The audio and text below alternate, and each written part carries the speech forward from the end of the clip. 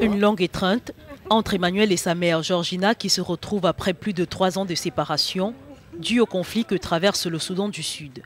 Le conflit qui a débuté en décembre 2013 a séparé de nombreuses familles, fait des dizaines de milliers de morts et poussé plus de 3,7 millions de personnes à fuir leur foyer, selon des ONG sur place.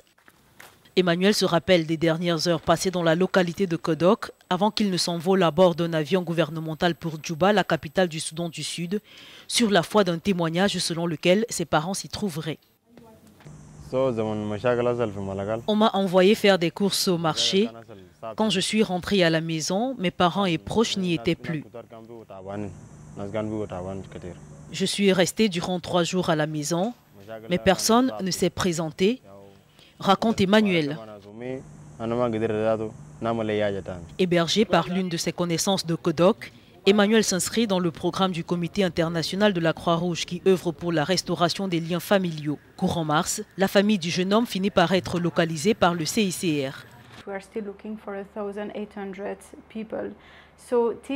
Nous avons recensé plus de 1800 personnes en attente, un nombre 2 fois plus important que l'année précédente, en raison du conflit dans les États méridionaux d'Équatoria, qui connaissent spécialement un pic de violence, déclare la coordonnatrice adjointe du programme au CICR.